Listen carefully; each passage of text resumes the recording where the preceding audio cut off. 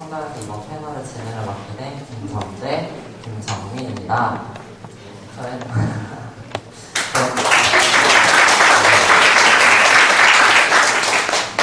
저희는 오늘 녹색성장이 가지는 의의와 녹색성장이 앞으로 나아갈 방향, 그리고 여러분들이 어떤 식으로 녹색성장에 접근을 해야 되는지에 다뤄보도록 할 텐데요. 그 전에 앞서서 제가 녹색성장이 무엇인지에 대해서 간단하게 설명을 드리고자 합니다. 그리고 녹색성장이 무엇인지를 간단하게 알고 계신 후에 강의를 들으면 제가 조금 더 좋은 시간이 되지 않을까 해서 준비를 해봤습니다. 녹색성장이란 무엇이고 세계 동향, 그리고 한국의 실정, 그리고 미래 비전 이런 순서대로 설명을 드리겠습니다. 녹색성장에는 세 가지 목표가 있는데요. 첫 번째가 환경과 경제, 양축의 시너지 효과를 내서 양축 모두를 성장에 이끌어내는 게 목표 첫 번째가 되겠습니다.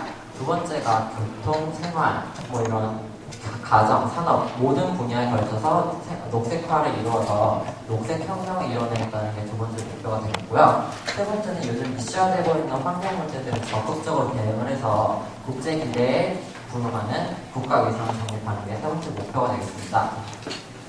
이런 녹색 성장을 통해서 우리는 비지속 가능한 경제 성장으로 인해서 지구 온난화와 기후 변화, 그리고 빈곤으로 이어지는 악순환을 양질의 경제 성장으로 인해서 기후변화 대응 활동을 적극적으로 하고 에너지 안보까지 이어지는 선순환으로 패러다임을 전환하겠다는 게 녹색 성장의 목표가 되겠습니다. 그럼 이런 녹색 성장은 전 세계에서 어떤 식으로 이루어지고 있는지 알아볼 텐데요.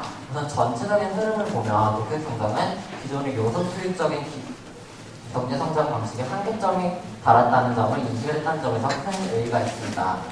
요소 투입적인 경제 성장이라고 하면 자원에는 한계가 있고 또 우리가 투입할 수 있는 노동력에도 한계가 있기 때문에 경제 성장에도 어느 정도 한계점이 따른다는 점이 되겠습니다. 그래서 이를 고치기 위해서 환경 측면에서 경제 성장을 바라봐야 되겠다라고 하는 것이 우리가 찾은 솔루션이 되겠습니다.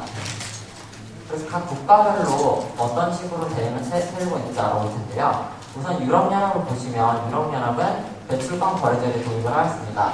배출권 거래제라고 하면 유럽연합 내에 각 국가마다 유럽연합에서 배출할 수 있는 배출량과 배출 권한을 주었습니다. 만약에 그 배출 권한보다 적은 양을 배출했을 때 남는 배출권을 다른 나라에 수출함으로써 트레이드 효과를 이뤄내는 건데요. 그러면 경제 성장도 이뤄낼 수 있고 배출량도 줄일 수 있는 양대의 효과를 볼 수 있습니다. 다음 영국을 보시면 영국은 세계 최초로 기후변화 법안을 도입을 했는데요. 이는 기존의 권고 방식이 그치던 환경 규제가 법안을 통해서 강제성을 띠고 효율적으로 환경 규제를 할 수 있다는 점에서 큰 의의가 있습니다. 다음 미국을 보시면 미국은 2009년에 온실가스 배출량 보고 규정을 도입을 했는데요. 온실가스 배출량 보고 규정은 각 기업마다 어느 분야에서 얼마만큼 어떤 오염원이 어떤 경로를 통해서 오염원이 배출되는지를 국가에다 보고를 하면 국가에서는 그 오염원을 어느 방식을 통해서 처리를 해야 한다라고 권고해주는 방식의 시스템이 되겠습니다. 다음 마지막 일본을 보시면 일본은 저탄소 사회 구축, 저탄소 사회 달성을 위하여 시스템을 마련을 하였고 이를 통해 2020년까지 2005년 대비 15%까지 온실가스 배출량을 감축하겠다는 목표를 갖고 있습니다. 그럼 이런 세계적인 동향 속에서 우리 한국은 어떤 식으로 대응하고 있는지 알아볼 텐데요. 한국의 가장 도드라지는 점은 녹색성장 5개년 계획이 되겠습니다. 녹색성장 5개년 계획은 2009년부터 2013년까지 목표를 삼고 있는데요. 이는 경제성장을 환경적 측면에서 바라보아서 녹색 경제성장이라는 단어를 처음으로 도입하였다는 점에서 큰 의의가 있습니다. 녹색성장 5개년 계획 안에는 3대 전략이 있는데 기후변화 적응 및 에너지 자립, 신성장 동력 창출, 삶의 질 개선과 국가적 방향 이렇게 세 가지 목표가 있습니다. 이런 세 가지 전략 하에 10가지 정책 방향을 마련을 하였고요. 이를 통해서 2020년까지는 세계 7대, 2050년까지는 세계 5대 녹색 강국에 진입하겠다는 게 우리나라의 포부가 되겠습니다. 이런 녹색 성장을 통해서 우리 녹색 한국은 어떤 식으로 이루어질 것인가 알아볼 텐데요. 국가는 온실가스와 기후변화를 적극적으로 대응함으로써 녹색 성장 글로벌 리더가 되겠고 기업은 녹색 생산 분야를 확성하고 중소기업 경쟁력을 강화해서 국가 경쟁력을 제고하겠습니다. 국민들은 녹색 마을 및 가정 확산, 그리고 친환경 교통체제를 확산시킴으로써 녹색 선진 국민을 구현하겠습니다. 이런 국가, 기업, 국민의 노력을 통해서 한국이 전 세계적으로 글로벌 리더가 될 수 있는 자리를 마련하겠다는 게 우리 바람직한 미래상이 되겠습니다.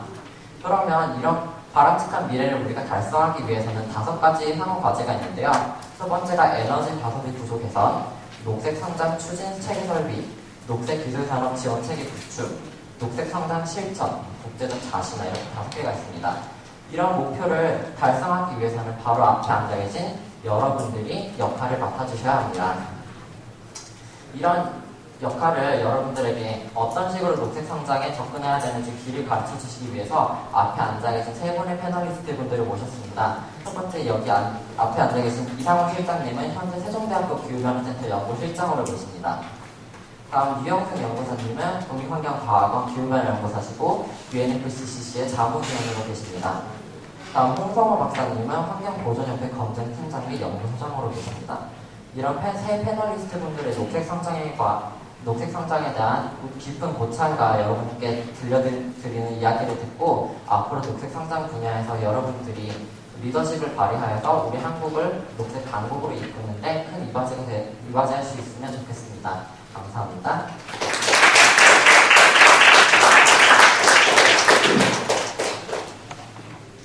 네, 그럼 첫 번째로 이상훈 실장님께서 말씀해 주시겠습니다.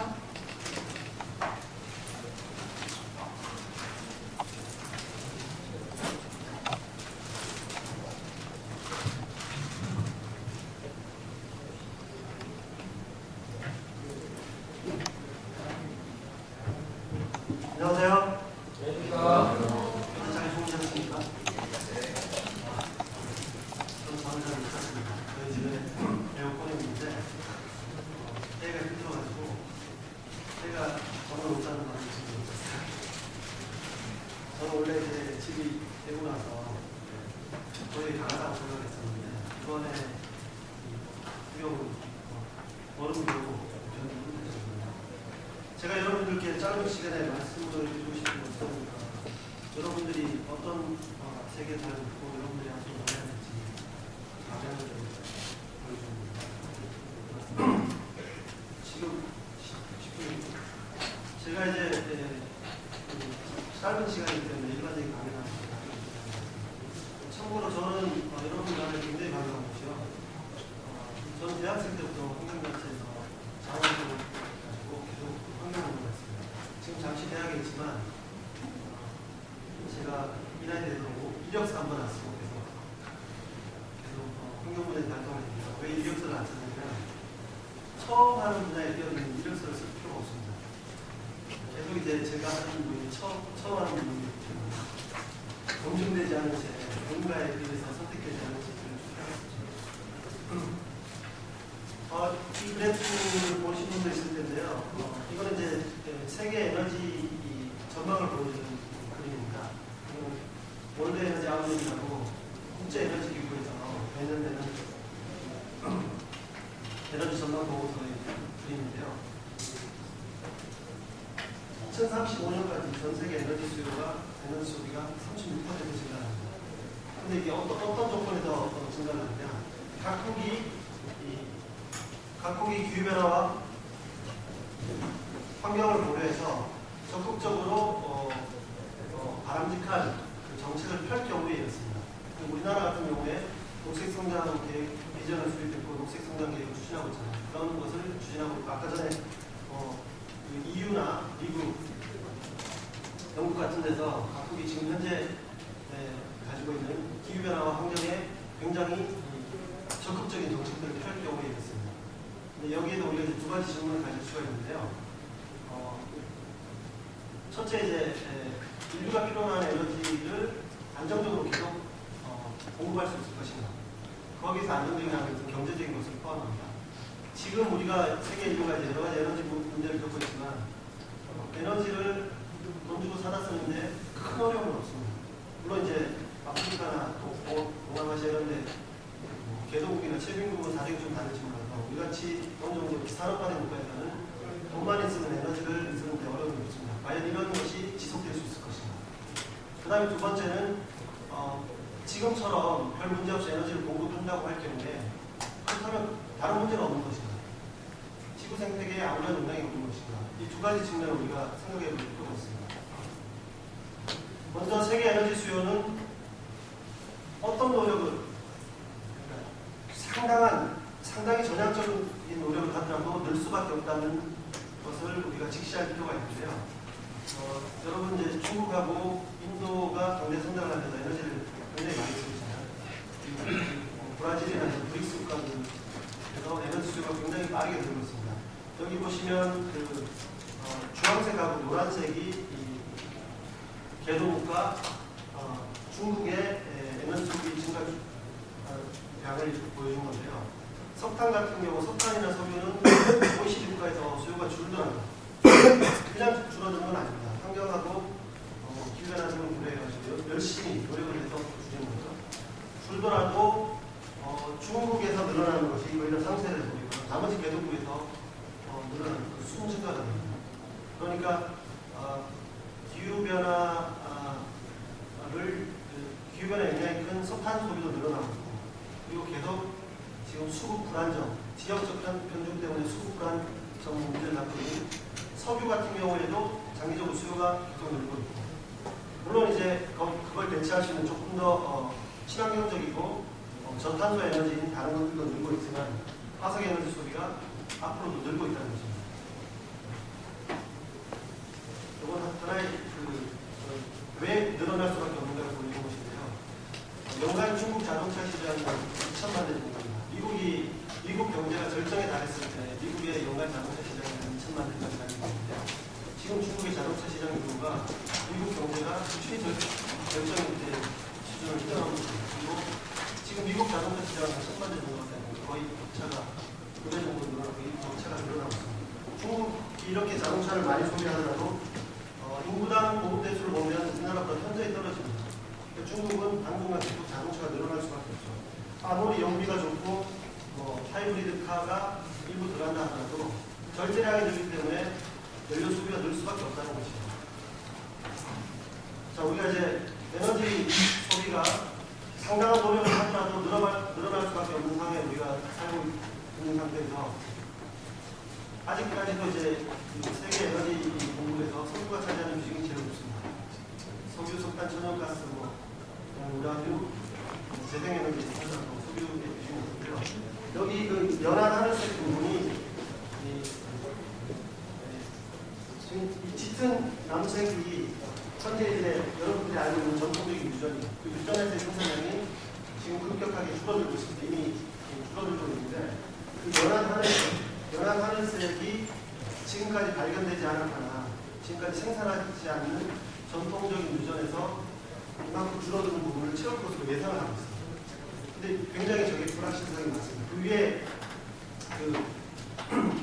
천연가스 액화 연료나 그 다음에 오일샌드나 심해석유 같은 비전통적인 석유 개발이 가능하다고 전통적인 분야에서 검은색 분야의 연한 하늘색 이쪽만큼은 새로운 유전을 찾아야 됩니다.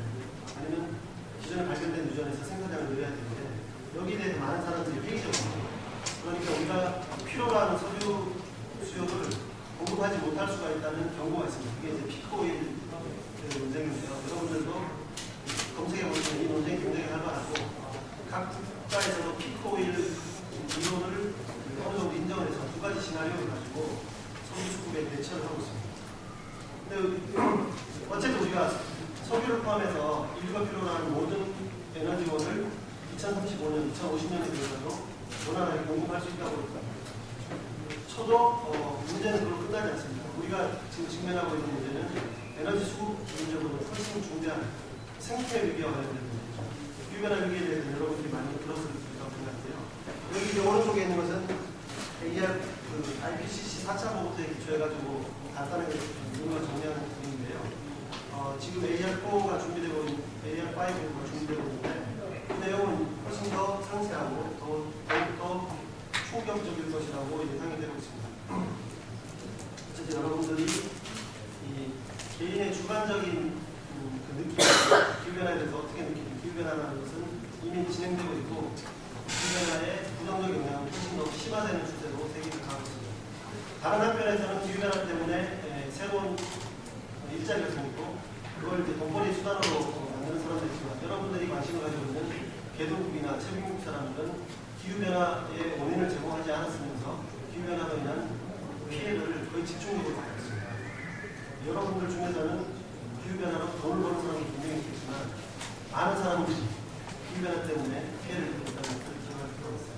그래서 지구환경 문제에 대한 대응은 2차 세계대전 이후에 경제적 폭력과 지속이 되고 아메리칸 드림이 얘기되고 있는 그런 와중에서 인류가 환경 문제에 대해서 직시를 하게 됐고 그래서 1970년에 미국에서 지구의 날이라는 것이 캘리포니아 쪽에 있는 대학생들이 주로 만들었습니다. 여러분들 같이 젊은 세대에 의해서 지구의 날이라는 것이 만들어지고 인류가 지구환경 문제에 눈을 뜨면서 지구환경 문제에 대한 대응을 하기 위한 국제적인 노력을 좀 펼쳐왔어요. 그래서 UNEP, 여러분들이 알고 있는 UNEP도 만들어지고 또 지속가능한 발전이라는 개념을 1987년에 나왔고 지속가능한 발전이라는 개념을 토대로 해서 1992년에 세계 최초로 환경과 관련된 세계 정상회의가 됐습니다. 환경과 개발에 관한 세계 정상회의가 1992년에 열렸어요. 그때부터 이제 전 세계 그리고 유엔의 공통된 관심사는 어떻게 지속 가능한 방식으로 환경과 자원을 활용할 것인가, 어떻게 지구 생태계의 지속 가능성을 확보할 것인가, 이것이 국제적인 문제로 등장했습니다. 그 후 10년이 지나서 2002년 요하네스버그 지구 정상회의를 개최했습니다. 진단을 해봤습니다. 우리가 1992년에 다뤘던 문제들이 얼마만큼 이행이 되는가, 그 목표를 얼마나 달성했는가, 굉장히 회의적이었습니다. 그러면서 물과 식량, 에너지 모든 분야에 있어가지고 문제가 심각하다. 그래서 이때 이제 재생에너지 공급량을 늘려야 된다는 것이 약속으로 제안된 것 같고요. 올 6월 20일부터 4일간 리우 플러스 20라는 지구 정상회의가 또 열렸죠. 재밌는 게 1990년에는 회의를 2주 했습니다. 2002년에는 6주에 됐고요. 2012년에는 4가 있습니다. 지구 환경이 더 나아져서 그런 건 아닙니다. 지구 환경은 더 심각하게 나빠졌는데 국제적인 리더십이 약화가 됩니다. 지금 상황은 더 악화가 됐는데 거기에 대응하는 국제적인 리더십은 지금 약화가 됩니다. 더 위기가 심화됩니다. 그리고 지금 세계 정상의 모임은 딱 두 가지 이유입니다. 경제 위기하고 그 다음에 기후변화 위기 딱 두 가지 이유로 모입니다. 2009년에는 세계 정상이 모이는 것은 정말 쉽지 않아요. G20가 아니고 G8가 아니고 세계 100여국의 정상들이 모이는 건 정말 어려운데 2009년 한 해 두 번이나 합니다. 바로 기후변화 문제 때문에 그만큼 우리가 직면하고 있는 이 상황이 심각합니다. 지속가능한 발전에 대해서 여러분이 많이 들어봤을 텐데요. 경제적 풍요는 지속이 되고 그러면서 환경적 지속성이나 사회적 개선을 고려해야 되는데 굉장히 좋은 일이지만 구체성이 떨어지고 실행 수단이 좀 모호합니다. 그래서 지속 가능한 발전을 조금 더 취하기 위한 노력이 있었고 그 맥락에서 녹색 경제라는 것이 등장했습니다. 녹색 경제라는 것은 단지 이제 환경만 대응하는 것이 아니고 자본주의 경제가 위기 해결 능력을 상실했다, 한계 도달했다는 그런 진단이 2008년에 내려졌습니다.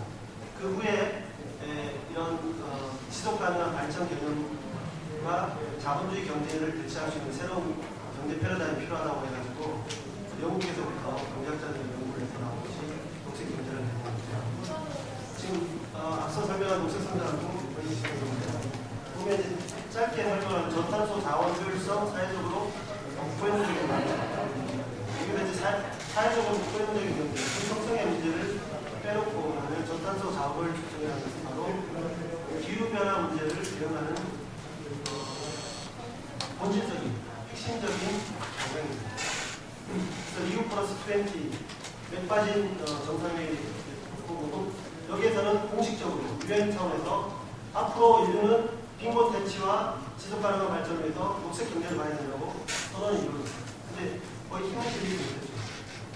어쨌든 반기문 총장의 주도로 자랑스러운 우리 한국 기생 주도 이런 것이 이루어졌지만 여기에는 세계 정상들 중에서 주요국이 빠지고 구체적인 수단이 확보가 안 돼서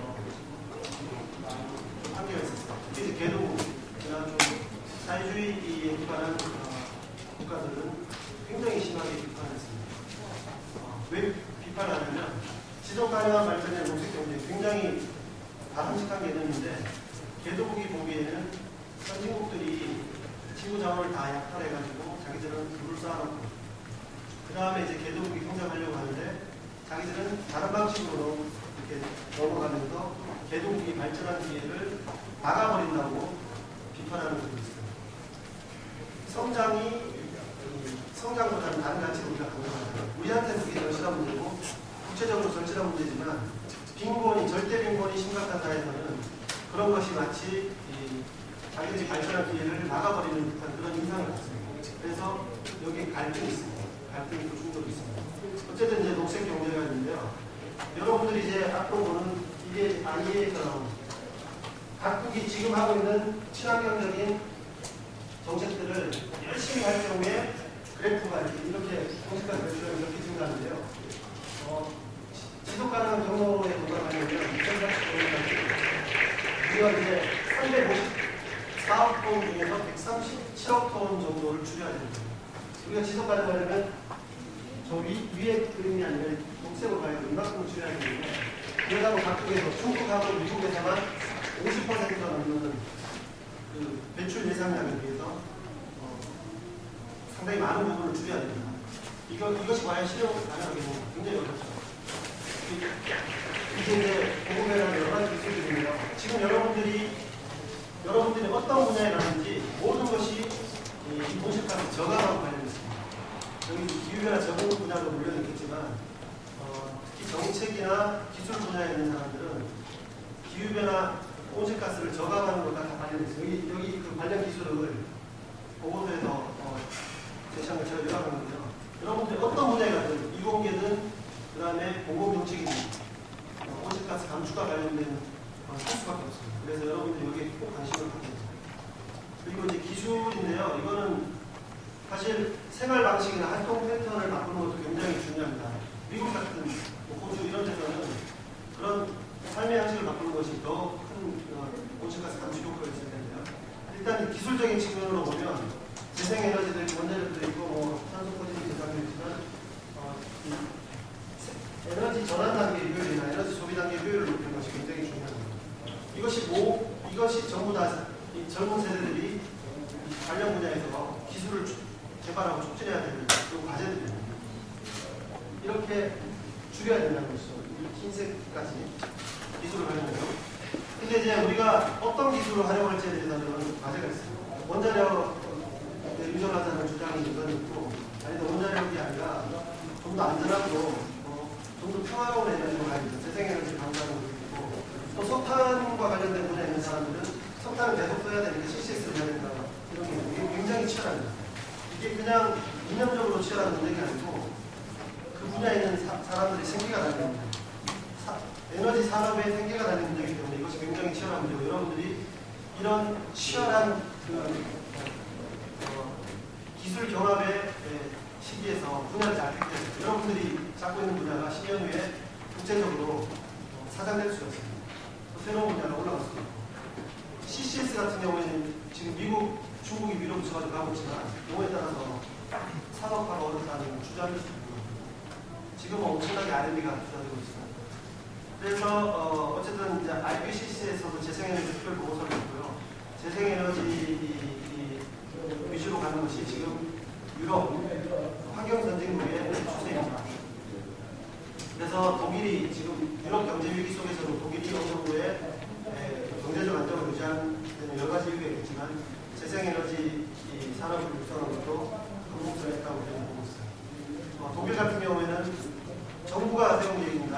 2020년까지 발전해서 재생에너지 비중이 35% 정도 나왔고요. 2030년이면 66%까지 나옵니다. 여러분 상상이 안 되겠지만 태양광 풍력 같은 또 바이오 발전 같은 그런 재생에너지 가지고 절반 이상의 발전을 하겠다는 것이 현재 독일이 하고 있는 정책입니다.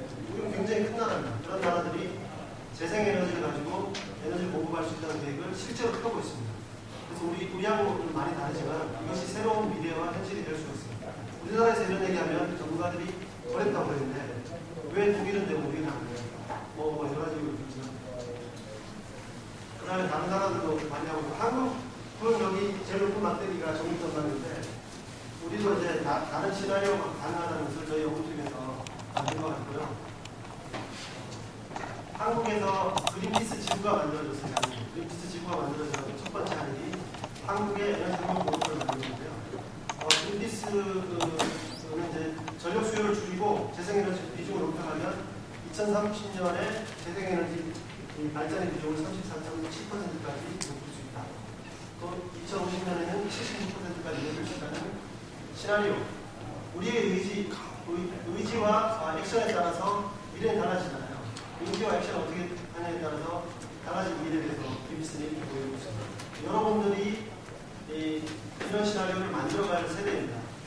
우리가 2030년, 2050년에 어떤 사회를 만들지 여러분들이 선택, 여러분들이 행동에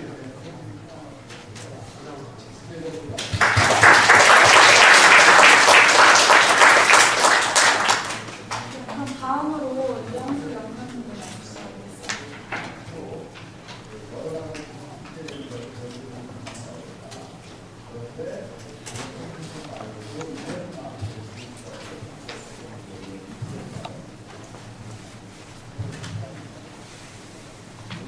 안녕하세요. 국립환경과학원에 근무하고 있는 유영숙입니다. 만나서 반갑습니다.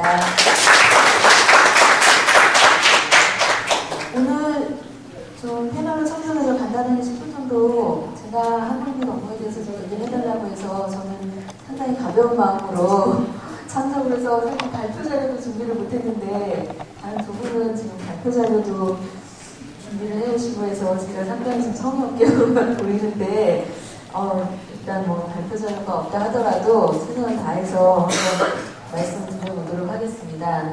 앞에서 이제 김정재 학생이나 실장님께서 기후변화나 관련 국제성장 관련해서 기본적인 이론적인 얘기를 좀 많이 해주셨고요. 그래서 기초적인 내용은 제가 다시 언급을 안 해드려도 될 것 같고, 제가 하고 있는 업무에 대해서 좀 간단히 말씀을 드리자면, 저는 이제 국립환경과학원이라고 하는 환경을 연구하는 그런 기관에 근무를 하고 있습니다. 그래서 이 국립환경과학원은 지금 개원한 지가 30년이 된 그 환경연구기관이고요. 거기에서 우리나라에서 일어나고 있는 모든 환경 문제에 대해서 연구를 합니다. 예를 들면 뭐 대기오염 문제라든가 수질오염 문제, 폐기물, 건강 위해성 문제라든가 기타 등등 모든 환경 문제에 대해서 다루고 있고요. 또한 기후변화 문제에 대해서도 역시 다루면서 연구를 하고 있습니다. 그래서 저는 이 기관에서 지금 10년 넘게 근무를 하고 있고, 주로 제가 담당하고 있는 분야는 대기오염 저감 분야와 온실가스 저감 분야, 그리고 기후변화 관련 연구에 지금 참여를 하고 있습니다. 그래서 처음 제가 이제 한 10년 전쯤에 기후변화 관련해서 연구를 시작할 때는 그 당시에는 우리나라에서 그 기후변화가 그렇게 주요한 이슈가 아니었어요. 그때는 뭐 대기오염이라든가 이런 것들이 이제 주요 이슈였고, 기후변화 문제는 아직까지 우리나라에서는 집중적으로 다뤄지지 않는 이슈였기 때문에 제가 그 당시에 시작을 할 때도 그렇게 크게 중점을 두고 연구를 한 건 아니었는데, 최근 몇 년 사이에 굉장히 이슈가 더 되면서, 특히 우리나라에서 이제 녹색 성장의 그런 개념이 도입이 되면서 많은 분들이 관심을 갖게 됐고, 또 많은 예산이 또 투입이 돼서 연구라든가 정책 같은 것들이 추진이 되게 됐습니다. 그래서 이제 제가 하고 있는 업무도 점점 더 이제 중심에, 어떤 연구의 중심에 서게 되는 그런 게 됐고요. 또 저의 역할도 이제 좀 조금씩 늘어나게 되는 그런 계기가 됐습니다. 그래서 국내적으로는 이제 그렇게 연구를 계속 하고 있었고, 이제 국제적으로는 그 유엔 기후변화 협약이라고 아까 그 실장님께서 설명해 주신 그 기후변화 협약이 있는데, 그 기후변화 협약을 통해서 이제 국제적으로 기후변화에 대응을 하고 온실가스를 감축하자 하는 그런 국제적인 노력이 지금 진행이 되고 있습니다. 그래서 이 협약의 모토가 이제 공통의 그러나 차별화된 역할을 하는 것인데요. 그래서 뭐 선진국의 역할과 개도국의 역할, 또 그 입장들에 대해서 이제 실장님께서 앞에 간단히 말씀을 해주셨는데, 이렇게 이제 그 기후변화 협약에 회원이 된 그 회원국들 같은 경우는 독도 의정서에 의해서 의무적으로 이제 일정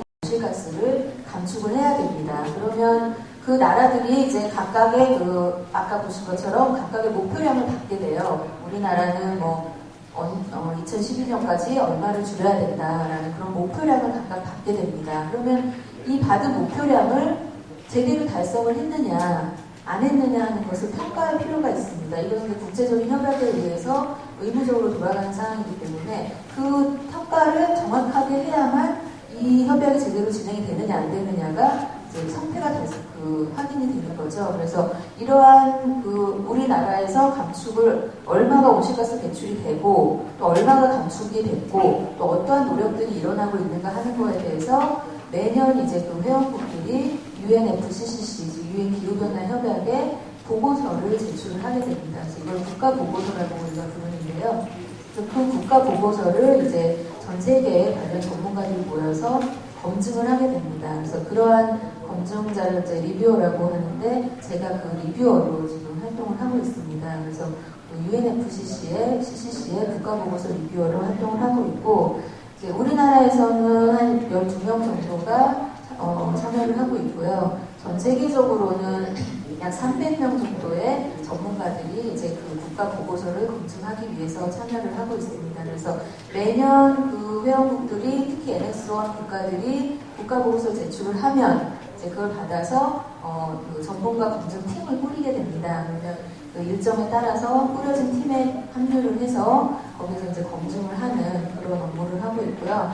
이것은 주로 이제 그 독일의 본에 있는 그 UNFCCC 본부에 직접 가서 이제 그 보고서들을 검증을 하게 됩니다. 그래서 그런 업무를 지금 제가 참여를 하고 있고요.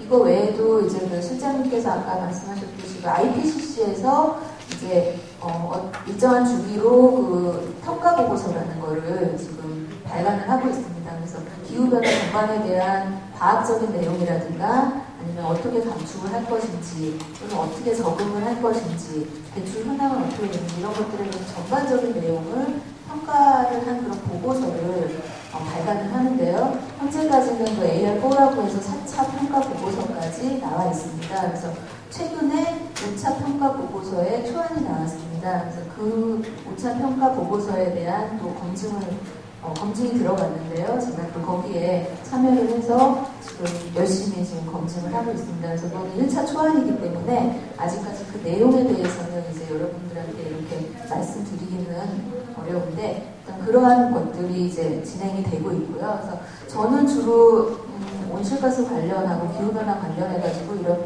과학적으로 그런 과학적인 연구 분야 그리고 또 인벤토리 구축과 관련된 분야 그리고 최근에는 또 여러분 많이 들어보셨겠지만 온실가스 에너지 목표관리제라고 하는 그런 제도가 있습니다.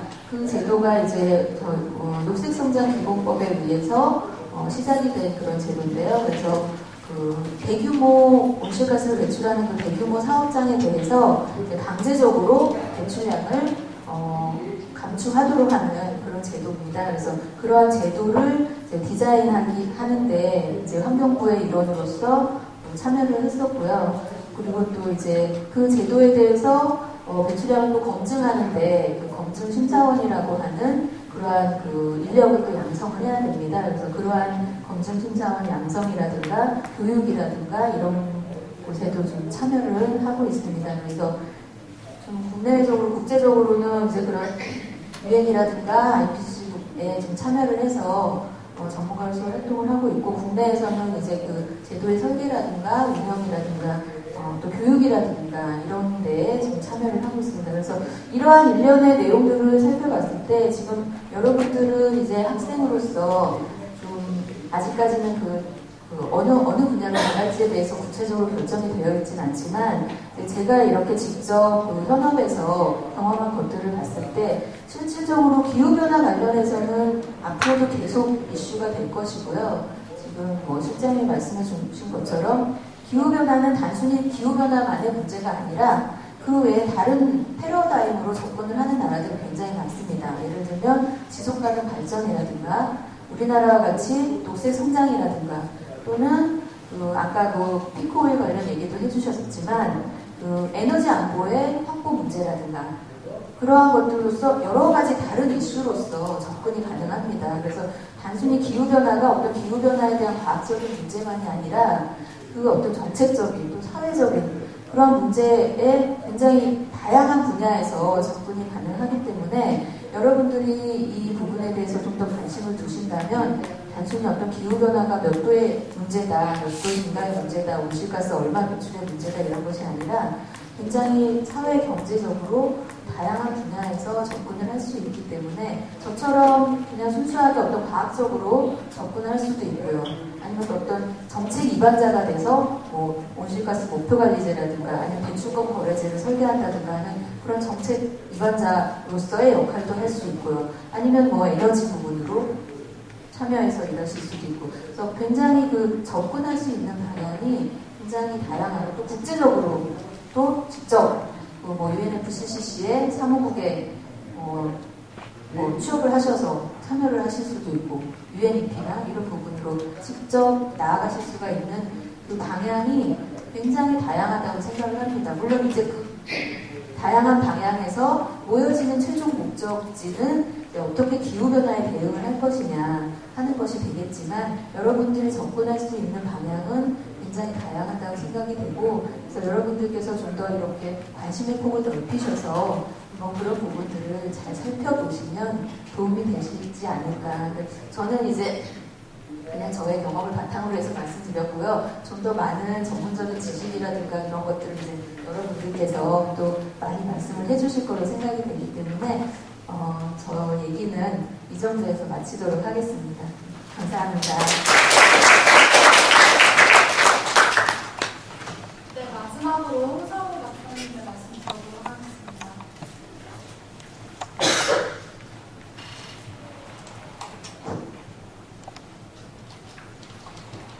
네, 안녕하십니까. 저는 환경보존협회 홍성우입니다. 여러분들 만나서 무지무지 반갑습니다. 박사님.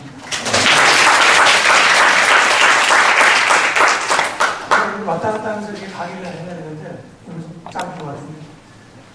우리 광화문 교보필딩 글판에 보면은 역대 가장 인기 있었던 글이 있습니다. 사람이 내게 온다는 것은 어마어마한 일이다. 그 사람의 일생이 오기 때문이다. 오늘 여러분들의 일생이 저에게 왔습니다. 여러분들의 마음속에 열정이라는 작은 씨앗을 제가 드리겠습니다. 자, 여러분들 그 열정이 활활 탈 수 있도록 박수 한번 치시기 바랍니다.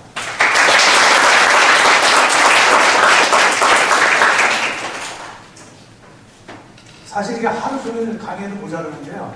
제가 짧게 여러분들이 이제 이 분야를 물론 아시는 분들도 있겠지만 잘 모르시는 학생들도 있어가지고 아주 그냥 기본적인 것만 말씀드릴게요. 자, 우리가 온실가스를 이제 두 분께서 말씀하셨는데 이거를 이제 저는 실제 이제 그 업체들이 관리업체라고 우리가 보통 관리업체라고 그러거든요. 기업에서 온실가스를 줄이는데 어느 정도 줄이기 전에 우리 회사의 온실가스가 어느 정도 있다는 것을 먼저 보고를 하고 그 다음에 그거에 대해서 줄입니다. 그런 걸 저희가 확인하고 이제 저는 이제 그걸 검증을 하는 검증 심사원으로 있죠.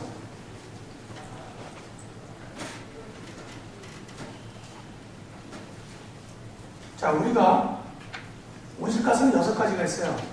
CO2, 그 다음에 뭐 메탄, 아산화질소, 수소불화탄소, 그 다음에 과불화탄소, 육불화 이렇게 6가지가 있는데 나름대로 다 이제 개수가 있죠. CO2는 1, 뭐 육불화 같은 경우는 23,900. 그러면은 이 모든 그 6가지의 온실가스를 CO2로 환산해서 이제 보고를 하는 거예요. 그럼 자, 예를 들어서 육불화황이 1톤이 나왔습니다. 그러면은 얼마나 보고를 해야 될까요? 몇 톤으로 보고를 해야 될까요? CO2.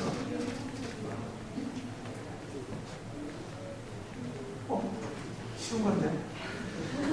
자, SF6가 23,900, 개수가 23,900이죠.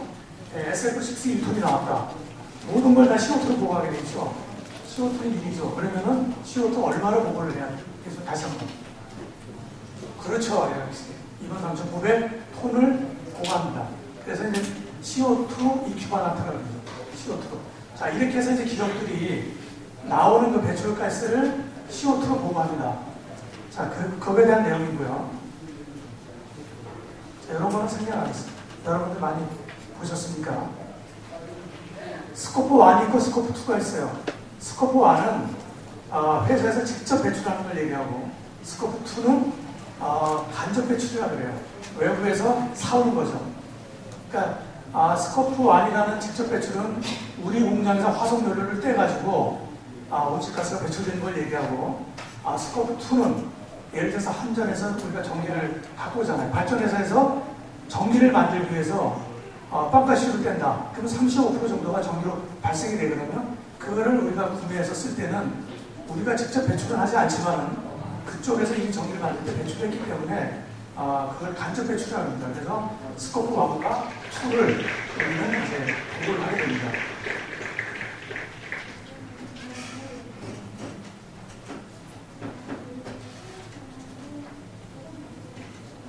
자, 그럼 보고를 합니다. 이렇게. 그 보고를 기업에서 이제 직접 하든가 컨설팅 회사를 통해서 하게 되겠죠. 그래서 작년까지, 올해는 모르겠어요. 컨설팅 회사들이 쉽게 돈을 쓸어 담았다 그래요. 굉장히 많은 그런 활동을 했어요. 컨설팅 회사들이. 관리 업체는 잘 모르니까. 그러면은 그렇게 해서 이제 CO2를 보고하기 전에 저희 같은 이제 검증기관에 그 제3자 검증을 받아야 됩니다. 저희들이 나가서 CO2가 제대로 산정이 됐는지 검증을 해가지고 이제 국가에 보고를 하는 거죠. 이제 보고한 걸 갖고 우리 유 박사님이 그런 걸 검토하는 거죠. 자, 이렇게 생각하시고요. 그렇게 해서 이제 보고가 되잖아요. 그 1년 동안 또 모니터링을 합니다. 기업에서.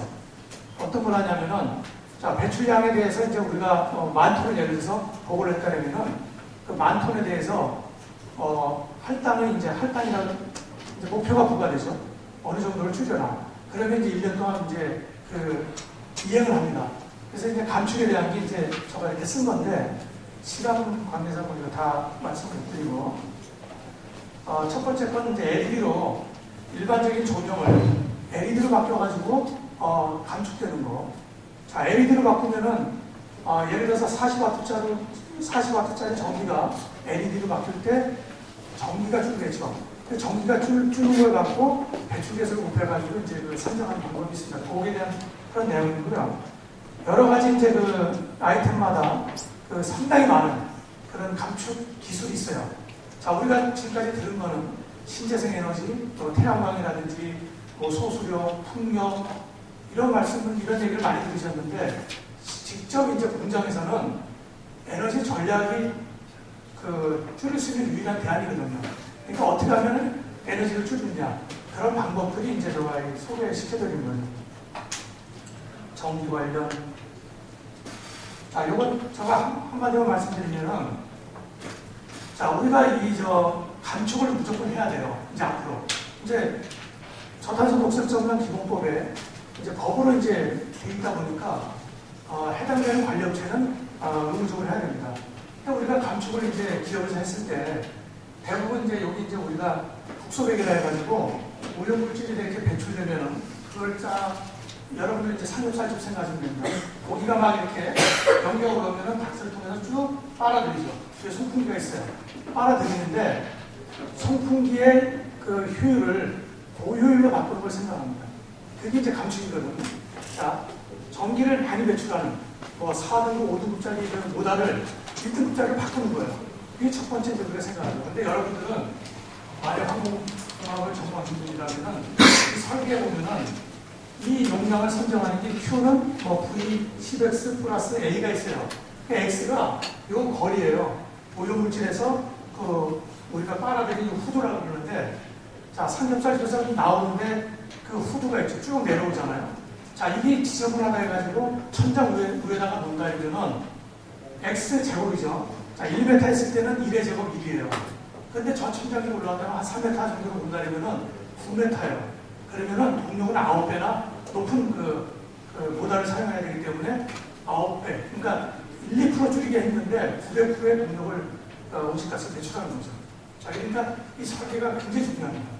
저는 이제 주로 이제 공학이다 보니까 이런 쪽으로 연구를 많이 했고요. 자, 이래가지고 이제 저희가 감축했죠. 이제 검증도 하고. 이제 마지막으로 제가 이제 지금까지는 이제 MRV예요. MRV에서 모니터링하고 리포팅하고 그다음에 뭐 베리피케이션 검증을 통해서 이제 하고 나서 배출권을 확보합니다. 자, 배출권을 확보하는데 배출권 이미 이제 2015년 1월부터 이제 시작을 합니다. 2015년 1월부터 시작하는데 배출권만 확보하면은 뭐 하나요? 그잖아요. 종이밖에 안 되잖아요. 이거를 거래를 할 수 있는 그런 이제 거래소를 만들어줘야죠. 그래서 이제 배출권 거래를 자, 기업들이 전부 다 줄입니다. 자, 지금까지 우리는 유연성이 없었어요. 자, 현재까지는 그게 뭐냐면은 자, 국가에서 강제적으로 CO2 너희들은 얼마 나오니까 이걸 줄여라. 그래가지고 할당을 준 겁니다. 어시어런스라고 이제 할당을 주는데 그 배출권은 좀 유연성이 있어요. 뭐가 있냐면은 자, 니들이 못 줄이면은 시장에서 사오든 아니면은 중소기업 가가지고 그 기술과 자본을 투자해서 중소기업은 대신에 이제 그 의무 대상 기업이 아니겠죠. 그래서 거기서 배출권을 확보해서 갖고 오는 거예요. 그러니까 중소기업은 무료로 기술과 자본을 받고 대기업은 자기네에서 줄이는데 톤당 10만 원이 들어가는데 중소기업 가서 줄일 때는 10,000원도 안 들어간다. 이러면 이제 그쪽 투자를 하겠죠. 자, 이런 유연성을 이제 이 배출권 거래 시장에서 이제 현재까지 목표 관리하고 약간 차이가 있는 거죠. 2015년 1월부터 1차, 2차, 3차 이래가지고 하게 되고요. 배출권 거래를 만약에 이걸 이행을 못하잖아요. 목표 할당을 이행을 못하면은 페널티를 물어요. 3배, 10만 원 내고 3배. 자, 쉽게 제가 설명을 드릴게요. 자, 쓰레기 봉투 지금 돈 주고 다 사잖아요. 쓰레기 봉투를 돈 주고 사는 걸 유상할당이라고 합니다. 그리고 쓰레기 봉투를 기양 주는 거예요. 국가에서. 지자체나 이런 데서. 그걸 무상할당이라고 해요. 초기에는 이제 무상할당이 돼요. 배출권을. 자, 무상으로 봉투 10개를 줍니다. 그 10개를 가지고 여러분들이 쓰레기를 10개를 다 담아서 이제 제출하면 돼요. 근데 11개가 필요해요. 자, 몰래 버리려니까 3배 과징금을 묻니다. 감시가 심해요. 예를 들면. 그런 걸 하나를 사와야 되겠죠. 자, 그러면 쓰레기를 배출하는 쪽은 더 많이 배출하는 데는 봉투를 하나 더 사오게 되고, 자, 전략을 많이 했어요. 그래서 9개밖에 안 썼어요. 하나를 내다 파는 겁니다. 이런 시장을 이제 우리가 배출권 거래 시장이라고 정말 간단하게. 자, 그걸 이제 전문용어로 캡을 씌운다고 해요. 캡을 딱 씌워놓고 도출되는 부분은 추가된 거는 거래소 시장에서 사오고 남은 거는 내다 파는 이런 내용이 되겠습니다. 자, 그림으로 설명이 잘 되겠죠? 할당을 이렇게 받았는데 적게 받았잖아요. 그래서 내다 파는 거죠. 그래서 그림을 보시면 이해가 쉬우실 거예요.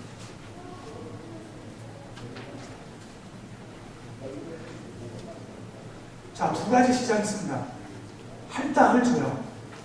할당을 주는 시장. 국가에서 강제적으로 할당을 주는데 우리나라는 2015년 1월에는 첫 해에 목표 관리를 대상 기업들 471개 업체가 배출권 거래 시장으로 옮겨갑니다. 그 기업들만 이제 배출권 거래를 하고요. 그게 25,000톤이에요. CO2가 환산하면은 25,000톤이 넘는 그런 기업들이 바로 배출권 거래 시장에서 강제적으로 이제 이행을 하게 되고, 그 다음에 이제 15,000부터 25,000 그 사이에 있는 그 기업들이 목표 관리를 하는 겁니다. 그건 이제 그 유연성이 없다고 그랬죠. 그 목표를 주면 거기에 이제 이행을 해야 돼요. 그 기업들이 배출권 거래 시장은 이제 500개 정도 기업은 너무 적으니까 자발적으로 할 수 있도록 자발적으로 이제 그걸 줍니다. 그래서 강제적으로 하는 거는 이제 할당량 시장이 되겠고요. 이 프로젝트 베이스는 유연성. 우리 교토 메커니즘에 보면은 그 CDM, 또 JR 이런 게 있어요. CDM 사업 여러분들 좀 들어보셨을 거예요. 선진국이 후진국 가서 그 감축을 해주고 배출권을 갖고 오는 거. 자, 이런 게 원래 추진 CDM인데 유니렌터를 해가지고 한국에서도 저희가 이제 그 강제 그 시장에는 진입은 안 했지만은 그 한국에서도 그 자발적으로 할 수가 있어요. CDM 사업을.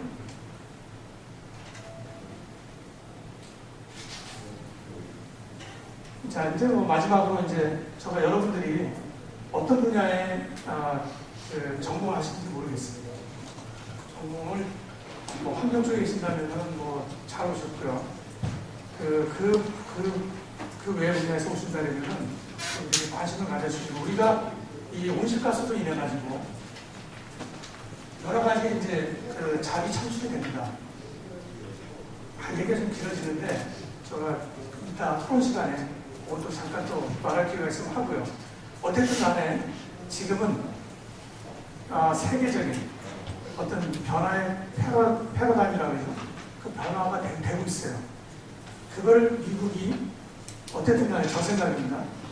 유럽을 달러와 어떤 그 금융, 그 다음에 뭐 신용, 부채 이런 걸 이용해서 뭐 무디스나 피치 이런 데를 이용해서 누르고 있어요. 독일이나 프랑스까지 디폴트가 지금 여러 나라에서 진행되고 있지만은 독일, 프랑스도 이제 두 손을 들고 나오기를 기다리고 있죠. 자, 그 사람들이 유럽이 이제 시작은 활성화됐지만은 지금 경제 위기 때문에 어려워하고 있습니다. 이 찰나에 지금 정말 수면 밑에서 조용히 배출권 거래라든지 이 신재생 에너지에 대해서 굉장히 조용히 지금 만들고 있어요. 자, 우리나라도 이 온실가스의 개혁입니다. 이제 시작이에요. 여러분들이 좀 관심을 가지신다면은 아주 새로운, 그리고 무궁무진할 수도 있어요. 이런 직업이 창출될 수가 있습니다. 이런 직업. 그리고 국내뿐만 아니라 국제적으로 그런 여러 가지로 성장할 수 있는 그런 그 기회가 또 길이 굉장히 짧게 이렇게 갈 수가 있습니다. 지름길로. 그동안 하드 쪽에서 일을 많이 했어요, 저는. 근데 녹색 성장 쪽에서 일을 하자마자 굉장히 경제적으로나 모든 면에서 몇 배가 나아지고 있어요. 이제 시작이지만은. 그래서 이 분야에서 좀 관심을 좀 가지시면은 아마 여러분들 인생에 좀이 아니라 또 획기적인 또 이런 변화가 있을 수 있습니다. 한마디만 더 하고 끝내요. 자, 시작을 제가 했습니다. 마지막 멘트를. 정보선 시인의 고래를 위하여, 거기에 이런 말이 있습니다. 푸른 바다에는 고래가 있다. 고래 한 마리 키우지 않으면 청춘이 아니다. 자, 우리가 푸른 바다에 가면은 고래를 못 볼 수도 있습니다. 하지만 여러분, 마음의 고래. 아까 제가 열정이라고 했죠? 열정을 갖고 있다면은 우리 모두가 영원히 청춘이 아니겠습니까? 자, 그럼 제가 선창으로 고래를 합니다. 여러분들이 유아를 하고 있습니다. 자, 고래를 유아요. 감사합니다.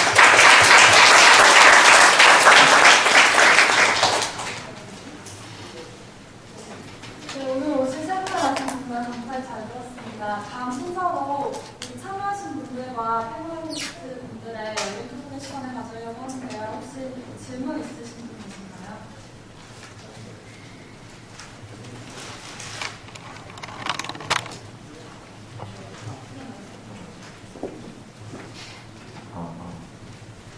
안녕하세요. 저는 홍석이라고 하고요. 신재생 에너지 쪽에 관심이 있는데, 제가 알기로는 신재생 에너지 사업이 현재로서는 정부의 지원 없이는 자립하기는 좀 힘든 상황이라고 들었던 것 같습니다. 그 가장 근원적인 문제는 현재 기술력이 갖추지 않기 때문에 기술적 한계를 극복하지 않으면 바로 아까 투자 대비 이fon이 안 나올 거라는 얘기를 많이 들었는데, 기술적 한계가 과연 언제쯤 극복이 가능할지 그게 일단 궁금하고요. 또 두 번째 질문은 중국이나 유럽에서는 이제 옵쇼 윈드터빈 같이 좀 그 나라의 환경에 특화된 신재생 에너지를 많이 지금 정부 차원에서 장려를 하고 있다고 들었는데 우리나라에 가장 적합한 신재생 에너지는 어떤 것이 있을지 그 두 가지 질문 궁금합니다. 제가 신재생에너지 학회를 창립하는 장면에서 사실 그 일을 주로 해왔습니다. NGO가 있었지만 제가 이제 지경부의 신재생에너지 정책심의회라고 그 의사결정하는 기구에도 7년 정도 참여한 적이 있어서 제가 간단하게 설명드릴게요. 일단 재생에너지하고 기존 에너지하고는 소위 생산 단가 또는 발전 원가에서 좀 차이가 있는데요. 절대적인 차이가 분명히 존재하는 것도 있고요. 그 다음에 발행적으로 오랫동안 지속된 그 화석에너지에 대한 보조 같은 것이 있기 때문에 상대적으로 화석에너지 가격이 실제보다는 낮게 유지되는 그런 측면도 동시에 존재합니다. 어쨌든 재생에너지가 그 상업화된 시장에서 그 경쟁력이 있는 지위를 얻기까지는 정부의 개입이 필요하고요. 그거는 재생에너지 보급을 열심히 하고 있는 덴마크나 독일도 지금까지도 하고 있습니다. 지금까지도 재생에너지로 생산된 전기를 직접 구매해주는 그런 제도를 펴고 있는데요. 이게 원별로는 좀 차이가 있는데 풍력 같은 경우에는 국가에 따라서는 기존의 발전하고 발전 원가가 거의 비슷해졌다 이런 얘기가 있어요. 태양광은 좀 더 비싼 편입니다. 근데 이제 그 시점이라는 거는 국가마다 똑같지는 않습니다. 나라마다 좀 차이가 있어요. 독일 같은 경우에는 거의 풍력 발전은 그냥 들어와 있다고 봐도 과언이 아니고요. 그건 이제 각국마다 에너지 요금, 그 다음에 전기 요금 체계가 다르고 국가마다 보조 정책이 다른데 한 예로 중동 국가에 가면 배럴 1배럴은 굉장히 크잖아요. 1배럴 석유가 1배럴에 몇 달러도 안 돼요. 진짜 우리나라 물보다 훨씬 쌉니다. 이제 국가마다의 차이를 보여주는 건데 재생에너지도 각 국가의 이제 환경 규제, 에너지 요금 체계에 따라서 경쟁력이 있는 국가도 있고 갖춘 국가도 있고 아닌 국가도 있고 하지만 어쨌든 그 가격 경쟁력이 빠르게 회복되고 있어서 태양광 발전도 정부가 직접 사주는 그런 식의 제도를 쓰지 않더라도 시장에 그냥 이렇게 시장 내에서 확산될 시점이 국가마다 차이는 있지만 머지않았다고 보고 있어요.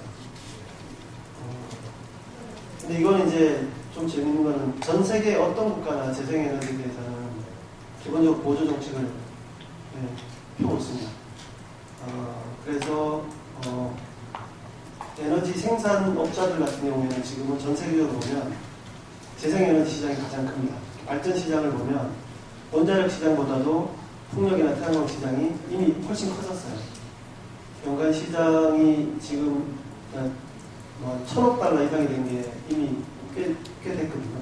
재생에너지 시장 규모가. 원자력이나 이쪽보다는 풍력이나 태양광 개별 시장이 이미 커져 있기 때문에 여러분들이 그런 쪽으로 진출하는 것이 훨씬 기회가 많습니다. 꼭 국내가 아닙니다. 근데 이제 이게 신흥시장이고 경쟁이 치열하다 보니까요.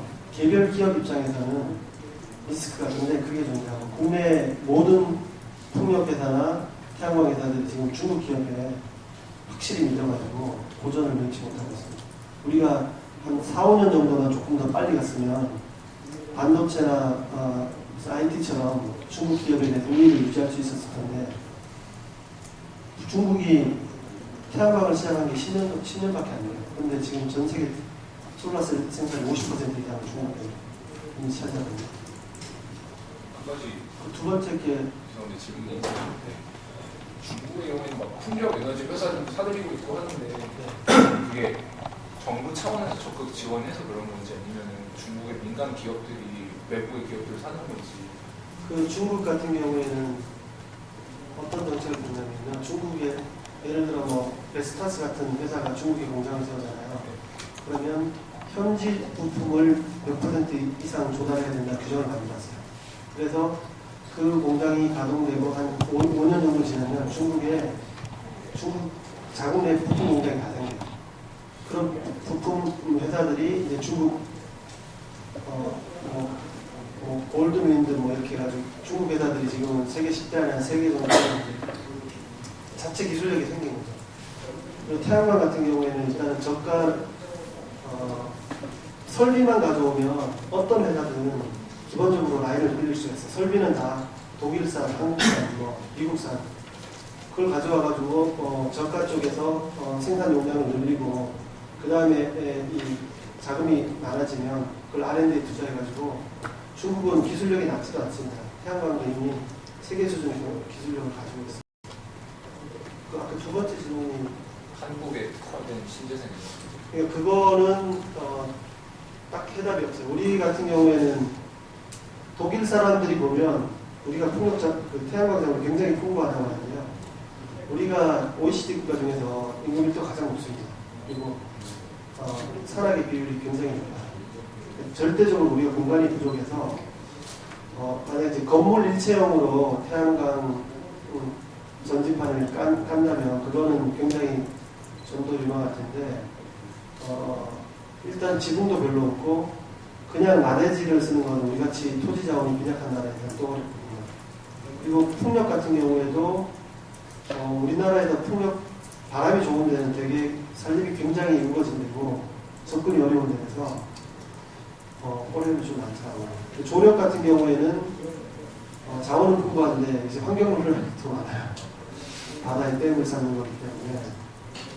저는 이제 재생에너지를 보급하자는 걸 주로 활동을 하는데 저도 그런 걸 이렇게 잠재력이라고 이제 기술적 잠재력, 경제적 잠재력 이런 게 있는데 그런 걸 뛰어넘어서 우리나라에서는 태양광이나 풍력을 설치할 수 있는 그 지도를 만드는 거, 상세한 지도를 만드는 게 되게 중요해요. 정부에서 지도를 만들고 있지만 엄청난 돈을 들여서 지도를 만들지만 그걸 그 발전 사업자들이 거의 활용을 못하고 있어요. 아직 그 발전 사업자들이 원하는 수준이 안 돼서. 그래서 지금 만약에 이제 서울시가 원전 일기 줄이기를 사업을 하잖아요. 서울시가 하는 사업은 학교 옥상하고 그 다음에 서울시 가지고 있는 그 공공시설의 빈 공간이에요. 예를 들어 하수종말 처리장을 돕는다든가 해가지고 그 일반인들한테 그 부지를 제공을 합니다. 그래서 여러분들이 집이 부자면 서울시가 지금 하고 있는 태양광 발전사 이런 데 투자를 하시면 한 20, 30년 정도는 안정적인 수익을 얻을 수 있어요. 그 대규모 그 신재생 전력 생산이라든가 판매라든가 이런 거 관점이 아니라 이제 어떤 한 건물이라든가 우리의 주택에서 적용할 수 있는 그런 신재생 에너지 그 소규모로 적용할 수 있는 저희 그 과학원에 지금 제가 근무하고 있는 건물이 기후변화 연구동이라고 하는 그런 건물입니다. 이 건물은 이제 세계에서 최초로 탄소 제로 그 업무용 건물로서는 이제 탄소 제로 건물입니다. 그 말은 탄소 제로라고 하는 것은 이제 그 화석 연료를 전혀 사용하지 않고 에너지를 자립한 건물이라는 뜻이거든요. 그래서 이 건물 같은 경우는 이제 그 태양광 발전을 주로 이용을 하고요. 그리고 지열 같은 것을 이용해서 이제 온수를 쓰고 전등 같은 것도 그 자연광을 직접 이제 천장에서 끌어들여서 이렇게 사용하는 그런 기술들을 이제 지금 현재 이용 가능한 신재생 에너지 기술이라든가 다른 그리고 그 단열 기술 같은 것들을 최대한 도입을 해서 지금 현재 저희가 이제 1년 넘게 이 건물을 운영을 하고 있는데요. 그 태양광을 이용해서 생산한 전력으로 쓰고도 일부 남습니다. 지금 저희가 그 건물을 운영하고 직접 저희가 그 안에서 일을 하고 그리고 컴퓨터나 이런 것들 전력을 다 소모를 해도 일부 남는 것으로 이렇게 집계가 되고 있고요. 그래서 이런 그 신재생 에너지 그 관련해서 개발을 대규모로 어떤 발전 사업의 그 규모로 보지 않고 이런 건물 쪽으로 또는 이런 이제 그 오피스 건물이 아니더라도 이제 자가 주택에 이런 신재생 에너지를 도입하는 것은 이제 정부 직영부라든가 환경부라든가 여러 부처에서 지원을 해주는 그런 사업들도 진행이 되고 있거든요. 그래서 이런 소규모로 그렇게 건물에 도입하는 그러한 부분, 이런 것은 이제 주로 건설과 좀 연관이 되어 있죠. 그 건물을 짓는 그런 건설 설계 부분과도 연결이 되어 있어서 이런 쪽으로도 충분히 접근이 가능하다는 거. 그래서 개인적으로 어떤 그 개별 주택에서도 에너지 비용을 충분히 절약할 수 있고 또 그 설치 비용을 50% 이상 정부를 통해서 지원을 받고 있기 때문에 그런 것들도 상당히 유망하게 지금 볼 수 있다고 이렇게 생각이 됩니다. 다음 질문 있으시면. 질문을 읽어보려고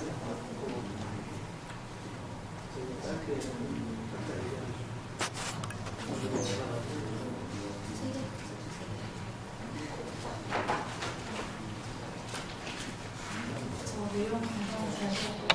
저는 언제라고 하고 세분 다 조언을 부탁드리고 싶은데 그 중에서도 특히 유영수 님께 아까 정책 입안자로서의 역할을 할 수 있다고 하셨는데 저는 지금 경제학과 제1전공을 하고 행정과 법을 전공을 하고 있는데 녹색 성장에 관심이 있어요. 근데 이 경우에 저는 전문성을 가진 정책 입안자가 되고 싶은데 전문성을 갖추기 위해서는 앞으로 어떤 식으로 공부를 해야 되고 어떻게 지도를 잡으면 좋은지 조언을 부탁드리고 싶고요.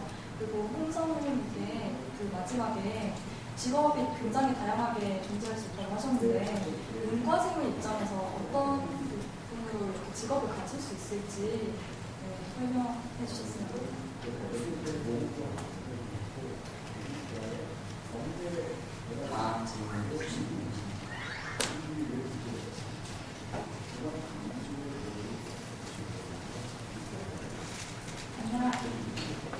안녕하세요. 조현경입니다. 일단 세 분 이야기 굉장히 잘 들었고요.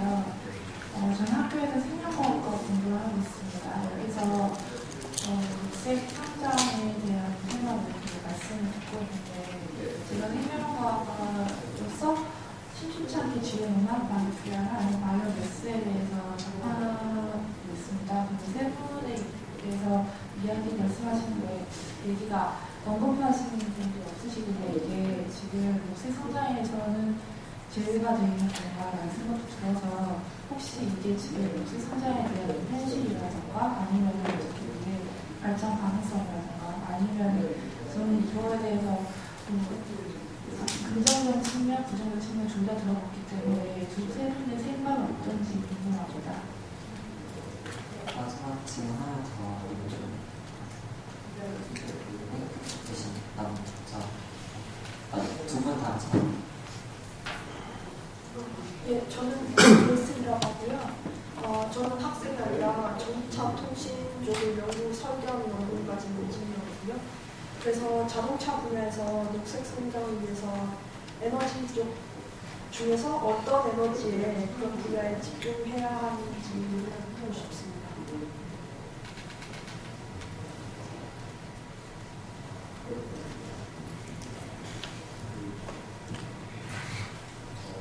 안녕하십니까.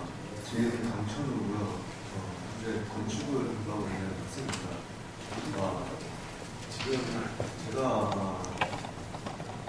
올해 그러니까 현재 독일 처음에 언급하신 독일 같은 경우에는 올해 그 25% 배리어를 돌파를 했는데요. 지금 독일은 쓰는 전기의 25%가 다 신재생 에너지에서 나옵니다. 정말 큰 어떻게 보면 마일스톤인데 그 과정에서 이렇게 한국 기업들이 거의 가까이서 이렇게 반응을 하고 있었는데 지금 독일이 그 마일스톤을 이렇게 25%를 도입한 게 지금 대한민국으로서는 그게 어떤 뜻인지 제가 그 세 분께 여쭤보고 싶습니다. 그리고 독일이 그 성장 속도라든가 그거를 대한민국이 가까이서 지켜보고 있어서 과연 저희가 미래에 어떤 뜻이 되는지 궁금합니다. 패널리스트 분들 다 네, 첫 번째 그 정책 입안자로서 어떻게 진입을 해야 되느냐 하는 거에 대한 답변을 간단하게 드리면요. 저는 이제 그 국민환경과학원에 근무를 하고 있는데 이 국민환경과학원은 환경부 산하의 연구기관입니다. 그래서 제가 이제 환경부의 직원이기도 하거든요. 그래서 일반적으로 이런 모든 정책은 이제 그 중앙정부에서 거의 국가 단위의 정책은 중앙정부에서 거의 위반을 하게 됩니다. 그래서 이런 대출권 거래제라든가 아니면 뭐 아까 말씀드린 온실가스 에너지 목표관리제라든가 이런 것들도 이건 이제 환경부에서 물론 관여를 했고요. 환경부뿐만이 아니라 환경부, 지식경제부, 국토해양부, 뭐 농림축산식품부 이런 대부분의 부처들이 다 망라해서 협동 작업을 통해서 이런 제도가 하나가 이제 설계가 된 겁니다. 그래서 대출권 거래제도 물론 마찬가지고요. 여기에 뭐 녹색성장위원회라든가 국무총리실 뭐 다른 여러 기관들도 물론 다 관여를 합니다. 그래서 일단 그런 정책 위반을 직접 정말 주도적으로 하시기 위해서는 일단 그 부처의 일원이 되셔서 그 담당 업무를 하셔야 되죠. 그래서 물론 이제 이런 이제 홍 박사님이나 이상훈 실장 같은 전문가분들의 의견이 물론 또 의견을 수렴을 하게 됩니다. 그런 절차들이 다 거치고 나중에는 이제 공청회라는 그 절차를 거쳐서 모든 국민들의 의견도 다 수렴이 되긴 합니다. 하지만 실질적으로 주도적으로 이것을 이제 실제 설계를 하고 끌어나가는 것은 어떤 그 중앙행정부처의 그 일원이 돼야 되는 거죠. 그래서 가장 제가 추천하고 싶은 것은 고시를 보시라라는 것을 말씀드리고 싶고, 그 직접 이제 고시를 보셔서 이제 사무관급으로 딱 임용이 되시면 바로 이제 이런 그 어떤 하나의 정책을 디자인하는 데 있어서 주도적으로 역할을 할 수 있는 그런 위치에 바로 되십니다. 그래서 여러분이 이제 뭐 고시를 보셔서 부처를 선택을 하시거든요. 내가 관심 있는 그 분야에 부처, 나는 이제 지식경제부 산업과 관련된 경제와 관련된 곳에 뭐 관심이 있다는 그쪽 분야를 선택하셔서 가시고 아니면 나는 환경 쪽에 관심이 있다는 환경부를 선택하셔서 가시고 이렇게 가실 수가 있어요. 그래서 뭐 빠르게는 이제 그렇게 가신 게 가장 빠르고 아니면 이제 다른 어떤 뭐 교수님이 되신다던가 뭐 여러 가지 또 그 의견을 제시할 수 있는 방법은 여러 가지가 있습니다. 하지만 가장 빠른 길은 역시 고시를 보시라는 것을 말씀드리고 싶습니다. 예. 가장 베스트고요. 지금 하신 말씀이 저희 그 검증원이 우리나라에 한 200명 있습니다. 200명 중에서 한 80명이 회계사예요. 뭐 경영, 경제, 뭐 회계 쪽에 나온 분들이 회계사가 되겠죠. 그분들이 이제 이 시장을 보고 이렇게 뛰어들었어요. 심지어는 뭐 메이저급인 뭐 이런 그 회계 거기서 나와가지고 검증기관으로 다시 유입이 되고 있어요. 그런 걸 보더라도 이제 문과생들이 할 일이 이제 그런 우리가 이제 보통 검증을 하는데 공학적인 베이스도 필요하지만은 감축 쪽에서 보면은 기업에서 아까처럼 제가 이제 잠깐 설명드렸는데 자 태양광이 이제 수지가 그러니까 안 맞잖아요. 경제성이 없어요. 뭐 일반 다른 그 신재생 에너지에 비해서 태양광이 한 9배 정도 전기보다 높은 걸로 알고 있어요.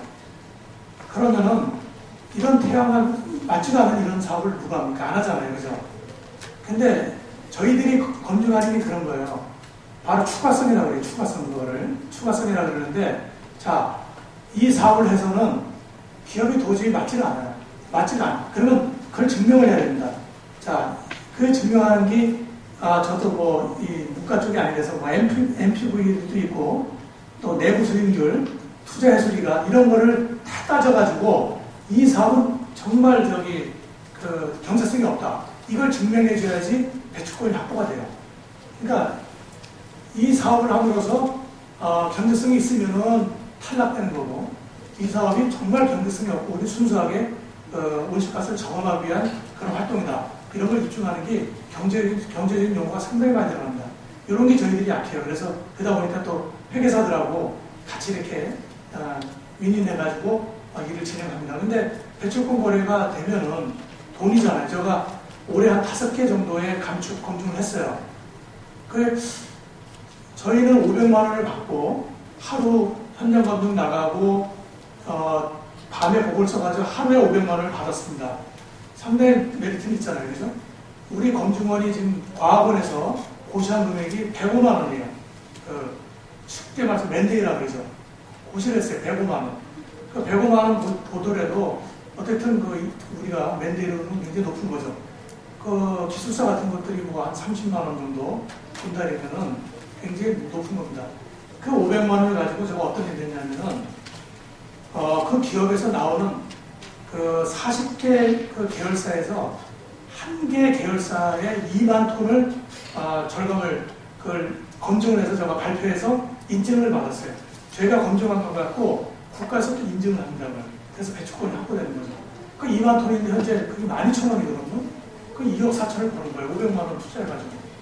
그러니까 지금 좀 약간 어떻게 보면은 좀 저도 잠깐 꿈꾸는 것 같아요. 작년에 제가 검증원 됐을 때 저도 이제 어쨌든 환경부에 교육기관이 있지만은 연봉이 적잖아요. 대부분 한 1억 5천 정도의 제의가 왔어요. 한 10군데에서 제의가 왔는데 한 1억 이상을 다 왔어요. 지금도 오라는 데가 많아요. 이 불경기에 또 저는 이제 명태 하나 나 있잖아요. 우리 딸도 저 뒤에 와 있는데 여러분들 같이 이제 대학생이에요. 이 나이에 이렇게 여러 군데서 이렇게 불러주는 거는 이 사업이 제가 한 25년 동안을 환경 분야에 있었지만은 가장 현재는 대세가 아니냐. 저는 그렇게 생각합니다. 하여튼 답변이 됐는지 모르지만은 문과 쪽도 상당히 우리 공학 쪽에서 필요한 부분이 많거든요. 그런 부분에서 배출권 거래가 되면 그게 더 훨씬 더 많다는 거. 그렇게 설명을 드리겠습니다. 질문을 여러분이 하시고 일단 그 UNFCCC 기후변화 당사국 총회를 가보면요. 거기에 국가대표가 한 10,000명 오거든요. 그 중에 한 80%는 문과 출신이라고 보시면 돼요. 법학이나 경제학하는 사람들이 주로 오고요. 우리나라에서도 주로 이제 에너지 경제연구원, 물론 이제 산림과학 이런 데서 일부 전문가들이 하지만 어쨌든 모든 분야가 그렇지만 기후변화도 문제를 해결하려면 결국 정책하고 사회가 움직여야 되잖아요. 그거 움직이는 데는 머리 역할을 하는 건 문과 쪽이고 이과 쪽은 총괄입니다. 그래서 실제로 외국 사무관들 직영부 사무관들 거의 다 문과 출신입니다. 이과 출신이지만 물론 환경부에 이제 기술고시라고 제가 이제 환경대학원에서 공부를 했는데 제 동기나 선후배는 지금 많이 있거든요. 과장급도. 그 사람들은 기술고시로 들어갔지만 그 사람은 소수예요. 물론 그 사람들은 이제 상당히 전문성이 있지만 문과로 들어가도 업무를 맡기면 전문성이 생깁니다. 많은 정보를 취급하고 공부를 할 텐데. 그리고 그 바이오 연료, 바이오퓨얼은 이거는 계속 유망한데요. 바이오 연료는 토지에 제약이 있습니다. 그래서 미국에서 콜 에탄올 생산을 늘리면서 옥수수 가격이 뛴 적이 한 번 있어요. 그 후로는 유럽에서는 이제 지속 가능성 스탠다드 이런 걸 적용을 해가지고 바이오 디젤이나 바이오 에탄올 생산할 때 그런 걸 적용을 해가지고 약간 제약이 있고요. 바이오 쪽은 지금 이제 그 2세대 바이오매스에서 그 목재에서 에탄올을 넣거나 해양에 여러분들 미역 다시마 같은 그 대형 조류나 아니면 플랑크톤 같은 작은 미세조류를 가지고 연료를 생산하는 기술 쪽은 굉장히 많이 이제 연구 개발이 진행이 되고 있어요. 그 다음에 그 자동차는 이거 해당 분야의 보고서를 보면 굉장히 더 잘하실 테고 자동차를 하시니까 더 잘하실 텐데 제가 이제 2030년, 50년 그 시나리오 같은 걸 보면요. 자동차는 하이브리드, 그 다음에 플러그인 하이브리드, 그 다음에 전기차가 대세입니다. 수소 연료전지 자동차는 그 부시 전부터 미국이 드라이브를 걸어다가 지금 상업성이 없는 걸로 해가지고 거의 다 위축이 됐어요. 지금은 어쨌든 그 전기차로 가는 것이 하나의 큰 대세로 잡혀 있습니다. 그렇게 미래 시장 전망을 보면요. 미래 이제 우리나라 같은 경우에도 미래에 어떤 자동차를 얼마나 보급한다를 보면 전기차가 훨씬 높게 잡혀 있습니다. 그 다음에 독일이 25%라는 그 발전에서 재생에너지 비중 말씀하십니까? 네. 그게 어떤 의미로? 그러니까 한국이 특히 독일 국회 네. 행정국이었는지 그런 거에 이제 한국이 많이 이렇게 관여가 있었는데 그렇죠. 이제 독일이 이제 정말 저희는 상상도 못한 이런 마일스톤을 저희는 다시 생각도 못하는 속력 스피드로 2007년에는 14%였는데 이제 5년 지나니까 11%가 뛰었어요. 그러니까 이런 거를 저희가 이게 먼 나라 일이 아니었습니까? 저희가 직접 관여한 일인데 그거를 이제 이런 성공을 보고 대한민국 저희 나라로서는 이제 어떠한 뉴스가 이제 어떠한 변화가 그러니까 지금 이제 질문하신 분은 그게 중대한 변화고 그런 흐름을 읽고 우리가 빨리 따라잡아야 된다고 생각을 하신 것 같은데 그런 게 이제 판단의 차이인 거죠. 저도 마찬가지로 거기에 대해서 동의를 하는데 지금 정부 쪽에서 전력 믹스를 짜고 하는 분들은 독일하고 우리하고 사정이 다르다고 그걸 되게 또 다르게 보는 분들도 있어요.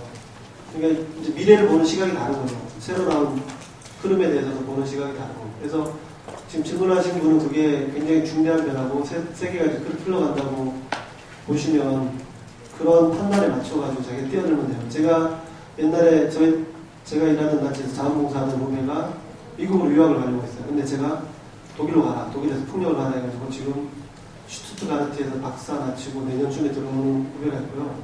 그 다음에 건축을 하신다고 했는데 저와 같이 일했던 후배는 연대 대기과학과 출신이었는데 독일의 패시브 건축을 보고 난 후에 독일의 건축학과를 다시 했어요. 그리고 주리 공대에서 석사를 마치고 지금 한국의 제로 디자인 연구소 해가지고 그 명지대 이명주 교수가 세운 그 건축 회사에서 건축사로 지금 일하고 있어요. 미래를 잃는 친구들은 그렇게 하는 거예요. 그리고 그 전에 이제 서울대 기계공학과 나온 친구는 MIT를 가가지고 에너지 설비를 했어요. 그게 다 2001년, 2년 이럴 때 얘기예요. 그런 친구들은 그게 중대하다는 걸 보고 이미 간 거예요. 물론 그때도 이제 다 그런 배경을 가진 친구들이 다른 데를 다 갈 수가 있죠. 연대 기계공학과 나와서 자동차로 간 친구도 있을 거 아니에요. 자기가 보기에 이제 새로운 변화를 읽고 그 트렌드를 잡기 위해서 좀 먼저 갈 수가 있는 거죠. 그래서 물론 이제 지금은 이미 풍력이 시장 규모가 세계적으로 어마어마하게 커졌습니다. 제가 지금 숫자를 까먹었는데 그냥 50조, 60조가 넘어요. 우리도 한 해 시장이. 그래서 거기 이미 굉장히 많은 사람이 뛰어들었지만 해상풍력은 지금 시작 단계고 한국이 이제 해상 플랜트 기술이 있기 때문에 저는 한국이 지금 뛰어들어가지고 가도 10년 후면 거의 세계 탑이 될 수 있다고 보거든요. 해상풍력 쪽은. 그래서 아직도 저는 기회가 있다고 봐요. 네, 감사합니다. 오늘 오신 페널리스트 분들과 녹색 상자에 관심을 가져주신 분들 너무 감사드리고요. 많은 거 알아봤으면 좋겠습니다. 다음으로 3교시 곧 시작하는데 등록하신 다음으로 옮겨주시면 감사드리겠습니다. 감사합니다.